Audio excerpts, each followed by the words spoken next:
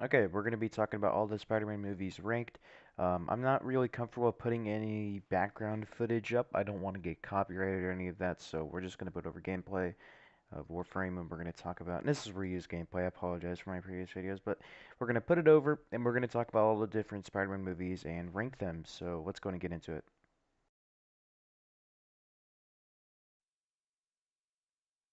The Amazing Spider-Man 2 was easily the worst Spider-Man movie. It had just way too much villains to deal with, a terrible story with way too much going on, and that with the surprisingly boring, not surprisingly, but boring Andrew Garfield take on Peter Parker and the horrible, god-awful actor for Green Goblin, and you have yourself the worst Spider-Man movie. There are surprisingly goods though. The chemistry between Andrew Garfield and Emma Stone was great, like the previous movie we had, and the suit looked absolutely incredible. There was also some semi-good CGI, but everything combined just made this movie rank a 3 out of 10, which for my scale means very fucking below average. And yeah. The Amazing Spider-Man tried to make a fresh approach towards the character, but failed because it repeated the same origin story that like pretty much exactly as we've seen it before. The take on Peter Parker was not at all what it should have been. Peter was skateboarding and acting like a cool teenager when he should have been dorky and nerdish, and reading books and all that crap. Not anything like cool teenagers do, skateboarding and all that. Gwen's relationship with Peter felt very, very rushed and should have been saved towards the end of the movie. The Lizard was not a very good villain either. Also, combine that with a shitty, shitty suit, and you've screwed up your new franchise. When it comes to the personality of Spider-Man, Andrew Garfield does it best, at least compared with the previous franchise that Sam Raimi did. Cracking jokes and being sarcastic is just how Spider-Man is. The Amazing Spider-Man gets a 4, which is slightly below average on my scale. Spider-Man 3 was a huge disappointment compared to its predecessors. The movie suffers from the same problem that Amazing Spider-Man 2 had, which obviously came later on, but still, in that there was way too much villains, it's just too much going on. Mary Jane turns into just a total thought. She throws a hissy fit at Peter and then turns into Harry later and kisses him. I mean, like, what the fuck? Who the hell wrote this? Oh, and don't get me started with that famous emo Parker scenes and then Gwen Stacy, which for some reason Spider-Man kissed right in front of MJ, which doesn't make any sense because we haven't gotten anything relating to a previous relationship of the two. However, the black suit does look absolutely incredible, and that famous soundtrack returns. And the CGI here was actually ahead of its time, unlike the previous two movies. It overall was crap, but still more enjoyable than the Amazing Spider-Man franchise. I give this movie a 5, which is just average, maybe even like a 4.5. I don't know. Some will get mad at putting the original Spider-Man movie, which came out in 2004, I think. I don't exactly remember when it came out, but some will praise me because they think it's overrated, and some, like I said, will get mad at me for it. It really isn't neither for me. Spider-Man was a great way to set up the franchise, but nothing a lot more, if that makes any sense. The villain being Green Goblin was good, but not great, and that was kind of a problem throughout the entire franchise besides Spider-Man 2. The CGI was just god awful. Going back and watching it today is just a terrible experience visually. Also, there were some very cringy moments. In Peter's Guardians, so Aunt May and Uncle Ben felt way too old for Peter's age as well. It didn't really make a lot of sense to me. But Tobey Maguire didn't seem like a teenager to me. He seemed more like a young adult, and just the way he looked and acted. There were some very memorable moments and quotes like "With great power comes a great responsibility," which turned into a an actual pop culture quote. And Uncle Ben's death was very, very sad. The music and everything combined. The suit looked amazing. And keep in mind, this was actually the first live action Spider Man movie on the big screen. And it did wonders for superhero movies, spawning, the Christopher Nolan Batman franchise, which was fantastic. I give Spider Man a 7, which means pretty good. It was good, for its time and all that. But going back and watching it today I'd probably give it like a 6 compared to what we have today's. And yeah, Spider-Man 2 is considered the best movie by many people. Don't get me wrong, it's pretty good, uh, but it's not as good as the next two.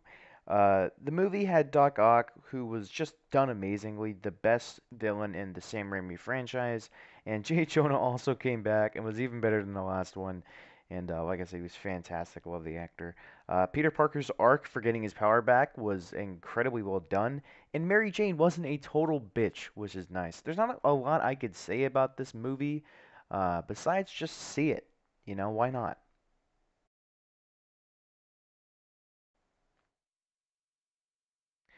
Spider-Man Homecoming was a very different take on the character. He's a part of the MCU and had his debut actually in Captain America Civil War, so he actually didn't get his solo movie as his first movie, which was very, very weird.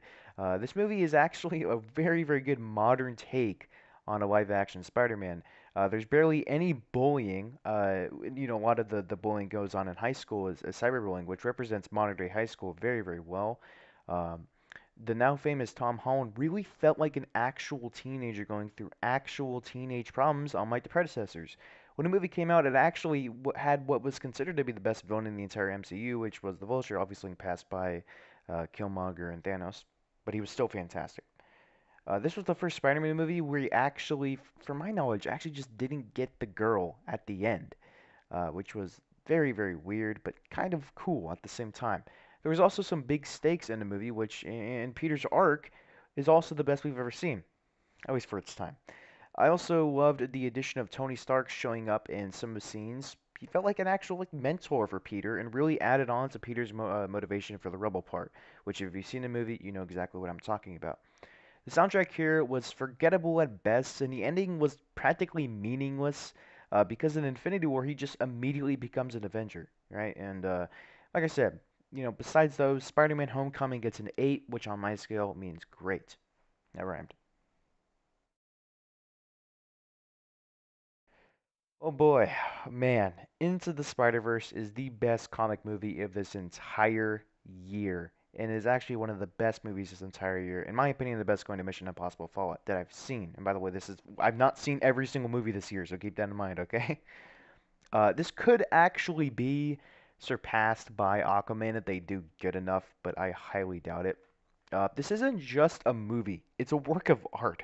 This movie, unlike the previous ones, is actually animated, which opens up a whole new dawn of actual opportunities and not as much of a cost when it comes to action scenes and all of that. The art style was the best I've seen in any animated I've ever seen, and it felt like I was actually watching a comic book, which it had some of the kind of pop-ups on the screen, and it actually felt, the frames per second was a little weird. It takes a little bit to get used to it. This movie also featured different spider people, from other dimensions. And what was really, really cool is that the movie wasn't actually about Peter Parker. It was about Miles Morales, which we've actually never seen on the big screen before. There was a hint towards him in Spider-Man Homecoming, but we didn't actually get Miles Morales as like a main character in the previous one. And the obvious difference being a completely different race. He's black and all of that. And I'm not going to go into that because people are going to call me racist, but like I said, we've never seen a character like him before. And it also featured a lot of the kind of black culture kind of things like rap and all that stuff, um, and which was pretty cool. And like I said, the different spider people from different dimensions, which the main ones, because there is also bonus ones, but the main ones that are obviously going to be there in sequels are Miles Morales, Peter Parker, and Gwen Stacy. We know for a fact that they're coming back from the ending of the movie. There's also some joke characters like Spider-Man or Spider Pig or whatever. It's like Peter Porker, Spider-Man Noir, and the anime one. But those clearly aren't the main characters, and that they probably won't be brought back unless it was like a cameo or something. Miles Morales' character was done fantastically as well. Peter Parker was an older, more worn down Peter who divorced of Mary Jane and was going through what seemed like a depression stage. He acted as a mentor for Morales and was a damn good one at that. Not as good as Tony, but he was still a damn good mentor. Gwen Stacy was also done amazingly. She's a clear love interest for Miles, but once again, he doesn't get the girl at the end of the movie, and they are friends. But it's super obvious they like each other, and it's super obvious, and sequels are gonna be together in a relationship. And if they don't, I'm gonna be really surprised. The soundtrack was incredible as well. Mixing rap and instrumental music was very, very cool. It's kind of like what Black Panther did, but it was a lot better. The main rhythm for this movie was great, very, very great, and it had some fantastic moments in terms of just soundtrack. And if you know what I'm talking about, when Miles goes and faces Kingpin in that immediate moment, just goosebumps. If you're into like movie soundtracks from like me, it was huge goosebumps singing that because it just sounded fantastic. Miles' arc was actually the best one yet. It really felt like he was going through hell and back, and finally, at the end of the movie, was finally ready to become Spider-Man and shut down the time travel machine and send everybody back in. And like I said, man, this movie gets a 10 out of 10. This movie's a fucking masterpiece. And if you haven't seen this already, you need to go see it. It is just fucking insanely good. All right, you need to see it. If you're a Spider-Man fan, if you're a comic book fan, there's no excuse. You need to see it. It is just, it's fantastic. And yeah, that's gonna be about it. Um, some people are probably gonna be pissed at me for the placements, but I like keep in mind this is my opinion. And yeah, peace.